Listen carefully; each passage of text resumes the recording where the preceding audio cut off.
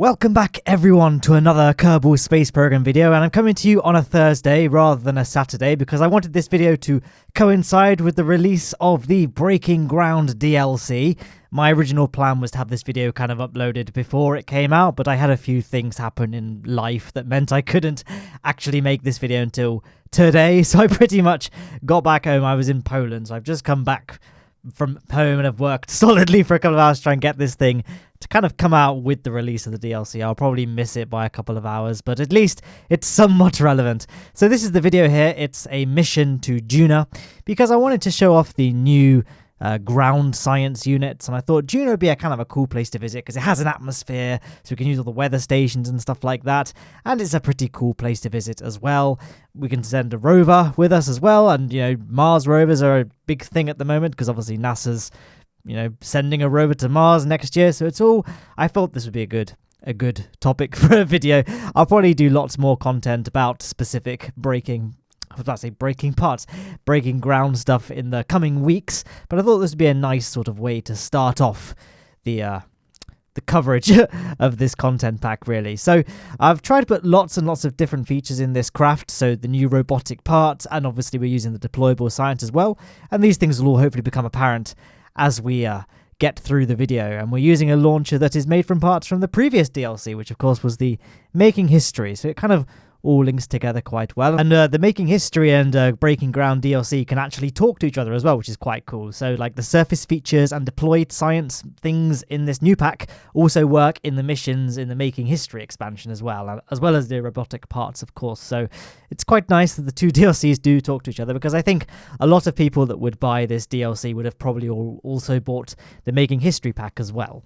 But yeah, I think that's a good introduction to this video, really. We've just finished the launch. Oh, you saw a little IVA shot of Jebediah and Valentina in the command pod wearing their fancy new suits. But you may have noticed that the two other Kerbals on this flight are in the peripherally mounted passenger units. And there'll be a reason for that, which you've probably already figured out. But if you haven't, well, boy, do I have a surprise for you later on. But first things first, I'm going to quickly deorbit this stage here so we don't leave any debris in low Kerbal orbit. And as you can see, we're not only going to just be crashing it into the surface. Well, we're not going to be crashing into the surface because we're going to be recovering it. And we're going to be recovering it, hopefully, and not have the engine explode as well. You see, when I'm recovering stages that have the Rhino engine, I often end up losing the engine because the engine has, I've said engine a lot, it has a very poor impact tolerance. Like, it explodes very, very easily, even on incredibly soft landings, and it's very hard to kind of get around this problem unless you land it in the sea, because the stock landing legs don't extend down far enough so that the engine bell will be clear from the ground.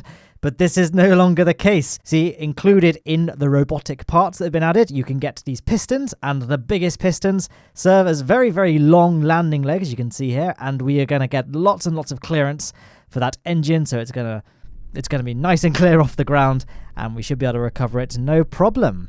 But yes, that's the first usage of robotic parts you're going to see in this video, and this is probably the most boring use of robotic parts. It's just a little thing you can show. It's like, look, we've technically got new landing gear as well as it being a robotic part. There we are there. I didn't put the springiness or dampening strength very high, just to make sure that it didn't just collapse under its own weight. Anyway, that's the landing of that stage done. We can cut back to the actual mothership and get the main mission underway. So first of all, we better extend our solar panels so they don't run out of electricity mid-flight. That would be fairly disastrous. And then we can head to planning our Duna encounter, and then we can talk more about the breaking ground stuff once that's done. So I didn't get a great transfer window. Again, I just eyeballed it because I haven't got back to installing all my mods yet. So I haven't got anything like Kerbal alarm clock or anything like that. Although I say that, I don't think I ever really use. I tend to always eyeball it. And to get a encounter with Duna, well, a good encounter with Duna, if you were to draw a line from Kerbin to the sun to Duna, the angle it makes at the sun would be about 45 degrees. I know I say this every time I go to Duna, but it's a good message to get across in case people, have never seen my videos before. And so I only got it kind of quite rough. I didn't get it particularly well, but we ended up getting a fairly good Duna encounter, I suppose. Anyway, it's not really relevant. I'm just waffling on, really, until we can get a good shot of the next showcase of robotic parts, which will happen shortly. See, we've got a very long journey ahead of us, and so it's probably not great for the Kerbals to just be sitting in static, pods, and just letting their muscles atrophy. Oh, in fact, I thought I was going to get it timed well, and then I remembered I had to transfer fuel across because my fuel lines there didn't work, and so the fuel tanks I wanted to drain first actually ended up draining last, so it didn't work out too well. But here we go. We can transfer our Kerbals, well, at least Jebediah and Valentina, from the command pod into those peripheral passenger bays. We can hit Action Group 4, and look at that! They not only kind of get pushed outwards with the pistons, we've got a larger circumference for that ring, but it also starts rotating thanks to the rotor there. Now, the rotor is spinning independently of the rest of the craft. The command pod isn't actually attached to the rotor. See the front-mounted command pod? That's actually attached to the part behind it, because the front of the rotor would be spinning that command pod as well if the command pod was attached directly to the rotor, if this makes sense. So the command pod is actually offsetted to be above the rotor. The rotor itself is actually the highest mounted piece. I really hope that makes sense.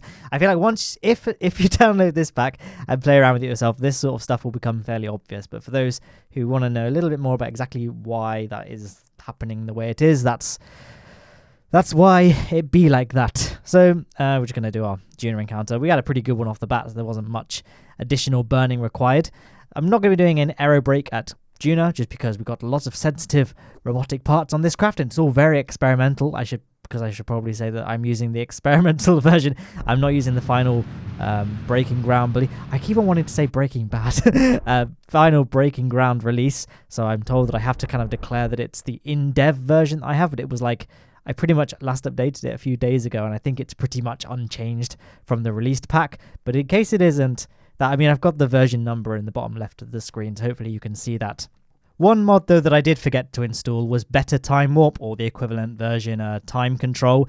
And so as a consequence of that, I can't time warp as fast as I normally can when filming videos. So some of the map screen stuff in this video may seem slower pace than it normally is in my videos. That's why. But rest assured, now I've finished doing this mission, that'll be on the top priority of things to download and install before I start making further KSP videos. Before we get on to our surface adventure, though, we need to get rid of some of our fuel tanks to get a little bit more Delta V. So my plan was, I had these separatrons on them, so we're currently pointing radially in, so that when those fuel tanks detach, they'll alter their own periapsis and put themselves on a collision course with Duna, so that they'll crash harmlessly into the surface and not get left in space. As you can see, a couple of them actually destroyed themselves by hitting the rest of the craft, but I did do the Alt F3 thing and do a visual inspection. You can see me doing that here to make sure that nothing was actually destroyed on our own ship, and it seemed fine. So it was kind of I guess it didn't even really need to have the feature of deorbiting itself. It was just going to get destroyed like that, but you can't take too many risks like that.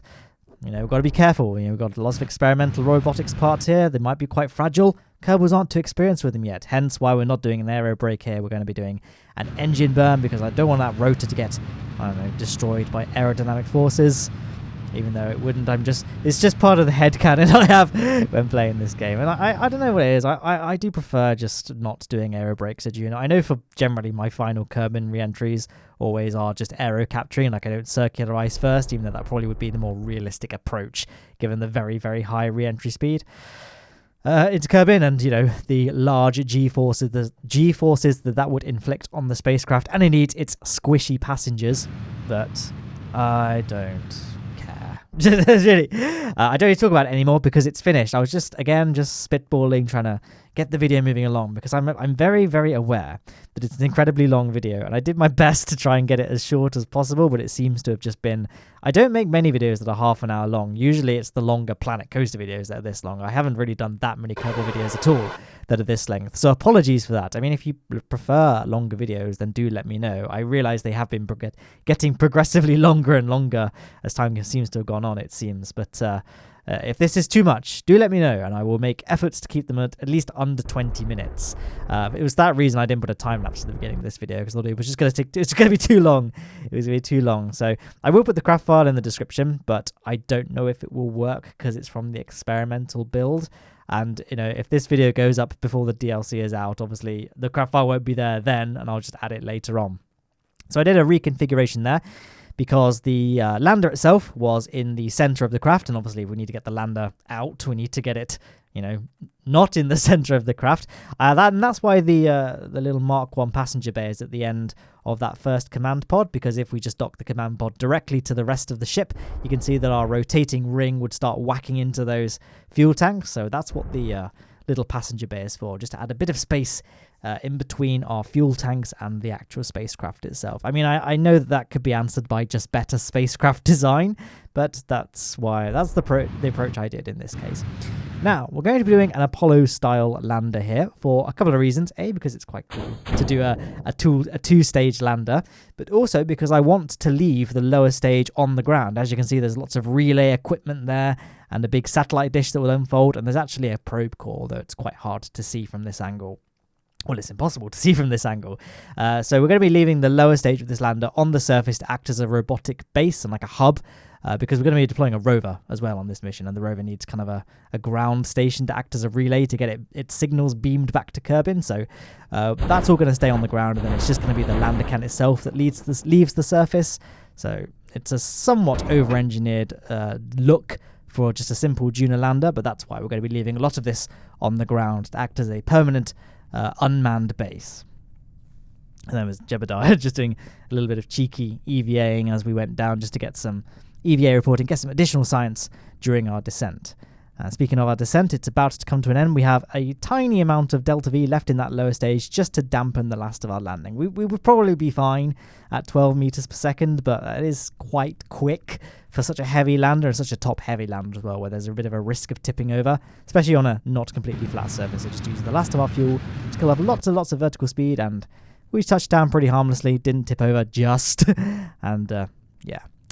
There it is on the surface. So lots and lots of ladders involved, because there's lots of things the Kerbal needs to be able to access on this lander, and all of that stuff will become apparent as we do it. So let's just waste no more time and get straight to it. The first thing we need to do, though, before anything else, the most important part of any Kerbal mission is to break your neck and then plant our flag. And what you may notice straight away is that Jebediah has... Oh, I've turned the UI off now. But Jebediah had his own little EVA portrait, which is a new thing. And speaking of new things, we have the new suit, which you can see here. Looks very Tron-esque, Tron-inspired, and then obviously there's the bits of the... Looks a bit like the suits they used in The Martian as well. Anyway, I was talking about Jebediah now has an EVA portrait, and this is a pretty useful addition, considering that we can now do lots of deployable science experiments.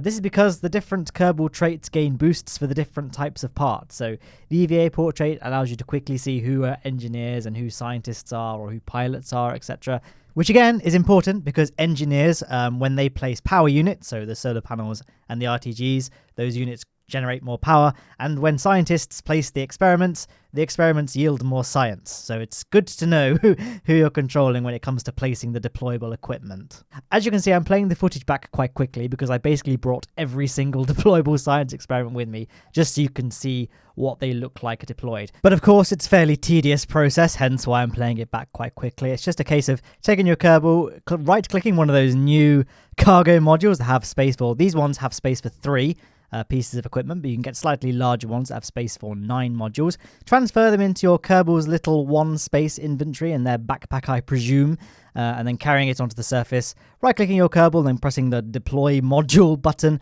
It's fairly... I guess the footage kind of speaks for itself, but I feel like I should just probably talk about it because this is the big first breaking ground DLC video I've made, so I feel like I should probably just at least talk about the things I'm doing. But yes, deployed science, exciting stuff, finally gives us more stuff to do on the surface of a planet rather than just take a surface sample and plant a flag. So of course I'm playing back the footage quite fast again to try and keep this video nice and concise, but the equipment I'm deploying here is let's see what we've got. We've got a central station, which is required for running an entire ground operation. You've got a booster antenna as well. We've got solar panels. We have a weather station, which that's the only reason I went to Duna, because Duna has an atmosphere, so we can deploy the weather station because it's got a cool little windmill that spins around and looks pretty. So that's that's literally the only reason I picked Duna as a destination. We also have a seismometer, which is pretty cool actually. That's the thing you can see me deploying here, and that's because if you a seismometer obviously detects ground tremors, earthquakes, that sort of thing, but it does work. Like if you crash a probe into the surface next to one, it will actually detect that as a reading.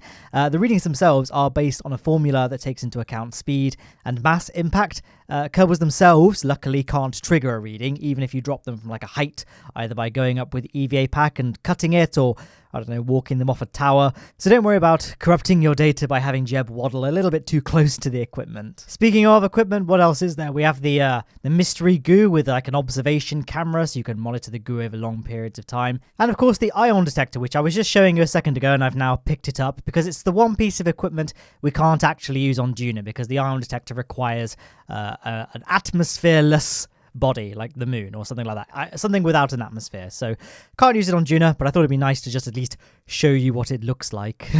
This here is the experimental control station. So you need one of these pieces of equipment to run any of these surface bases. None of the equipment works unless you have one of those control points. The other thing you need is, of course, power. So for that, we have the solar panels and the RTG. However, even with 2 solar panels and 1 RTG, we're still not producing enough electricity to run this entire base. We only have enough power to run 3 of the units. So I thought I'd just keep the control point running, because obviously we need it. I'm also going to keep that satellite dish running as well, so we can actually get the equipment sent back to us. And that leaves us, I was basically having to choose between the seismometer, the mystery goo with camera, and the weather station. And you know, the weather station with that spinning windmill thing looks the prettiest, so that's why I chose to run it. But anyway, that's the deployed science out the way, but there is of course more to this pack than just that. Obviously, the first thing I can talk about is the robotic parts, which again come into play on this lander, which you can see in 3, 2, 1. Look at that! The rest of the lander unfolds and reveals that rover tucked away in that bay, and we've also deployed that satellite dish as well. And that's because, like I mentioned on the Duna Descent all that long time ago, this thing is meant to be like a permanent robotic outpost on Duna, because we have a rover that's going to constantly do lots of science and beam back data to Kerbin. I did create that ramp for it to disembark the lander, but you can see I didn't do a particularly good job of getting a smooth exit, but I guess it survived, so that's all that matters. The main reason I brought a rover along, though, is to show off one of the other science modules that's been added to this this DLC. We have this kind of like Curiosity-esque rover arm that can analyze surface features. So these things come in many forms, whether it's geodes or I don't know, special trees on Kerbin, or things like a volcano on Val. On Duna, it's mainly just rocks, but we can still use it nonetheless. So I first of all went for this rock here, although I knew this wasn't a particular surface feature, and this is how you can tell, because these rocks have obviously been on Duna for ages, and, you know, the way you can tell that they're not part of the scannable surface features is because, A, you try and use the arm, and it comes up with that message saying no scannable objects in range, but the key thing is that you can see it's hollow. If it's a hollow object with no kind of collision points, it won't be scannable. It's just part of something that was there before you installed the DLC. So we need to go out and hunt down an actual surface feature that came with breaking ground. And when it comes to tracking down these scannable objects, we will need to do a bit of hunting, obviously, but thankfully, we won't have to travel that far for too long, and this is because the devs have thoughtfully designed the placement generation so that you shouldn't have to travel more than 1 kilometer or 2 to find one, and things like, you know, bigger objects obviously tend to be spread further apart, but for the most part, it doesn't take too long to find an object that you can scan, and, oh, I was about to say, here's one now, but obviously in my excitement whilst playing the game, I braked a little bit too hard and fast and capsized the rover. But worry not, because the rover has a robotic hinge on it, which I bound to the action group abort. So if you flip it, you can just hit that button, and it deploys that hinge piece and self-rights itself. Admittedly, flipping this thing is quite difficult because there's a nice low center of mass, but even if you do flip it, it's still possible. And as you can see, the rover crashed into it and started climbing up it, which means it's a solid object that is part of this DLC. So we can hit the action group I set to start that scanning arm. As you can see, the scanning arm itself doesn't have any collision detection. It's going straight through the rest of the rover. Probably should have thought about that when I designed it, but at least it still works. So scanning that rock looks very interesting. And Jebediah is excited. And there's your little report as well. So it's quite a nice chunk of science.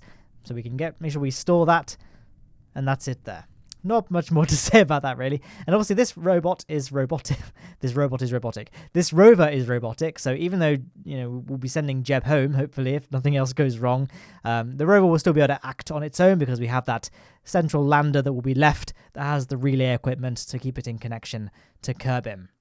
We also have one nice big aerial. I mean, we have 2 at the moment, but as you can see in my excitement, I flipped it again, and this time was met with disaster. We destroyed one of the aerials on this rover. Luckily, we still have a little one, and obviously this being so close to a giant relay dish, Not too much of a disaster, but still, it does lose some of its aesthetic points there. But like I say, generally, this thing should, in theory, be quite hard to flip because it has such a low center of gravity. But that's the rover there, and that pretty much, wraps up the forming of this little surface outcrop we have on Duna. And there's Jeb waddling with real purpose there as we get back onto the ship. Now, with Jebediah getting onto the ship, it shouldn't be too much of a problem. Oh, I thought I was about to get to it, but I guess not. I guess I'm just checking. I definitely did deploy all the science. But now we can see we can deploy the ladder just here. But it doesn't actually extend all the way down to the ground, which is fine on Duna because Kerbals have EVA packs, which gets them off the ground. And in fact, Jebediah can actually jump and grab onto that ladder. So we can get on no problem. However, with Bob, it's a different story. You see, Bob has been hitting the Big Macs a little bit too hard recently. And so I didn't want to say it out loud because I don't want to make him feel bad. But look, when he goes up, he just can't get the altitude that Jebediah could. He needs to get that. Look, even his EVA pack isn't getting him off the ground. In all seriousness, there is a reason for this. As you may have noticed, I was talking earlier when I said we can't use the ion reader here, and that's because obviously Duna doesn't have an atmosphere. So I said, let's take it back with us, put it back in our lander's inventory space. Obviously, that piece of equipment doesn't weigh like nothing. It has mass, and that is taken into account. When it's in a Kerbal's inventory, that Kerbal weighs more. And in the case of Duna, it means that they meet the threshold where the EVA pack no longer works, and they can't jump quite as high. So now we've put it back into the... Luckily, I was able to sort of use the other ladder, and it ended up glitching Bob a bit through that surface module, so we could get back onto the lander that way. My original plan was to climb up the two ladders on the side, put it back into the cargo bay, and then just EVA pack around it. But I guess life found a way. So there's the guts of this lander here. But I guess nothing more to really say now other than to prepare ourselves for our ascent from the red surface. So hopefully this shouldn't be strange for you guys, because obviously the last video I did was docking from a celestial body surface to a command pod in orbit. With the case of Duna, we're actually going to wait for our command pod to be a little bit before where we are, because we have to fight through Duna's atmosphere, so we can't do as flat of an ascent as we could on the Mun. Duna is a weird place to take off from because its atmosphere is quite thick towards its surface, and then it suddenly becomes much thinner quite abruptly. So I tend to go for quite a steep angle of ascent at first, and then we'll gradually tip over fairly swiftly as we get into the upper parts of the atmosphere. Now, the actual delta V in this ascent module is fairly tight. So although we weren't landing from a particularly high place, if we were launching from, I know Duna doesn't have a sea, but sea level at Duna, we would probably struggle to get into an orbit. So just bear that in mind if you do use this craft yourself. You probably want to be launching from about the height I was, or a little bit higher. I was in the lowlands biome, so statistically speaking, you'll probably end up landing somewhere higher than where I was. But just in case you don't, just bear that in mind. You might want to do a quick testing using F5 and F9 to make sure you definitely can get back from where you landed. Otherwise, it's time for a rescue mission, or, just acceptance of your new Duna colony. It's up to you, really. So although I did my best to get ourselves on a point when we'd get a nice and close encounter with our target once we reached our apoapsis, we are slightly behind it, so I'm going to make sure my orbit is a little bit lower than our target's orbit, so that we end up catching up to it by the time we reach our second close encounter node. So all we need to do is a little bit of adjustment of anti-normal and normal, a little bit of prograde and retrograde, and we should get on our way to getting a nice and close approach. So I'm not going to spend too long showing the faffing around and maneuver nodes, because it's a fairly boring thing to watch, I think. At least when I'm watching videos, I find it quite boring to watch. Again, I'm playing the footage back as fast as I can, but time warp prohibits me from doing things quite as quickly as I normally do in my Kerbal videos. But I guess the time it took me to say that clarification, it's all over, so it's okay. So again, just doing one final adjustment maneuver node. I couldn't get myself on a perfect encounter, but I can get myself pretty darn close. And honestly, once you're within 1 kilometer of a target, it's pretty easy to then just do it manually without needing the map screen. So I'm going to do one final burn, which again I don't tend to use with a maneuver node once I'm actually getting around to executing that burn, because I like to be able to see those close encounter nodes shift as it happens, and when you're doing it via a maneuver node, that doesn't happen.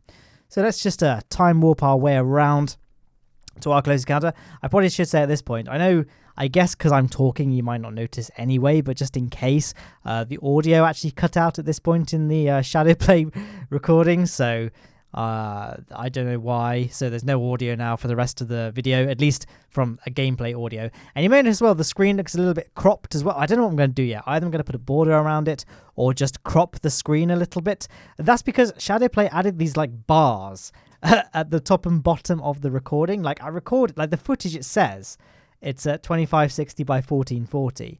The Sony Vegas like file is 2560 by 1440. Obviously I render in 1080p, but the actual, editing screen is still 2K. But for some reason these bars keep appearing and I don't know how to get rid of them. I'll probably just reset everything back to default and it will work again, because I've never had this problem before. So just in case things look a bit weird, that's why. Speaking of things that look weird, you may have noticed the lander had a junior sized docking port, whereas the only docking ports on the mothership are normal sized. I don't know how I made this error. I think I was just rushing to get it done at that point, because like I say, I've been very, very busy. This has literally been everything edited in one day. Like I sat down, I'm tripping on caffeine and I've had nothing to eat all day. I'm pretty tired, honestly. So I think I probably just made that error in my haste. I added the wrong size docking port to the lander's can. So unfortunately, it's going to get left in orbit. As much as I try to and keep my orbits nice and clean from debris, occasionally things slip through the cracks, so to speak. But I guess since we're on our way home, obviously I'm forcing a junior encounter here, so I couldn't get very close just off the bat, so I added a maneuver node on our kind of sun orbit and set it to one orbit ahead, and I was able to get closer encounters with Kerbal then. So we're going to have to do one orbit of the sun. Luckily, like I said, we have that artificial gravity ring, so our Kerbal shouldn't be too well affected. The head cannon I'm going with is inside those, inside the gravity ring is just stasis chambers, not just two chairs at a table, which is what it actually is in the game. We're just using the power of imagination to pretend that it's like a stasis chamber, so the Kerbals shouldn't really be aware of time passing as much, so it's fine. But what I'm saying is, ethically speaking, it's fine. But what I was about to say before I kind of went onto that little weird tangent is that, this DLC, overall, I would rate it, what would I rate it? I'd rate it 7 Jebediahs out of Bill, is what I would rate it. And by that, I mean, I'm just comparing it to the Making History DLC. So the Making History DLC, although a lot of people judge it on the fact that it added new parts, its main thing was the mission builder, which I guess for most people, and really the majority of people, I guess, in hindsight, is not really as big of a thing as the parts. Going off parts, Making History wasn't that big, I don't think. I think the main thing for me is it added the Saturn V scale parts, which for most people is not really a thing because mods exist, but for me, because I try and keep my game stock, for the sake of, having the fact that you guys are watching, you'll probably only have the stock parts to play with, especially for people like who are on consoles, they can't get the mods. The Saturn V parts are a big deal, but other than that, the Saturn V parts are really the only thing from Making History I use regularly. However, this DLC, it breaks ground in terms of how this is a way more significant DLC, I think, at least for my playstyle, because it has the robotic parts are a huge game changer. Like, literally, they changed the game. There's so many things that can now be done using the robotic parts. I guess that you could use stock hinges, but they were always pretty janky and very susceptible to Kraken attacks. I know it kind of remains to be seen how susceptible to the new rocket parts are to the Kraken, because we've not had them for that long. We don't really know what's going to happen in the more complex situations. But at least my experience during recording of this video, it was great. So yeah, like I've got so many videos I could do, guys. We could do tilt wings, to lathe, Ferris wheels. I don't need to do Planet Coaster videos anymore. I could just make theme parks in Kerbal Space Program. There's probably lots of other things I could do, like stock props are a big thing. So overall, I'm very, very excited about the places we'll go using these new parts. But do let me know what you think. Do comment below. I am away this weekend, so I probably won't get much chance to read the comments, but it helps me out because I get increased viewer interaction in the YouTube algorithm. So, if you want to help me out, you go to the comments below and write down your favorite color for a banjo, right? I think green banjos look good, although actually I like the banjos that have like Union Jack design on them, or that's mainly ukuleles. Ukulele or banjo, what's your instrument of choice, you know? That's how I'm ending this video. This review of the Making History DLC. I want you to write down, do you prefer the acoustic sound of the ukulele or the banjo? And what is your preferred color? Anyway, on screen there are links to things like my, you know, there's videos. It's an end screen on YouTube. You know what to do, guys. Bye.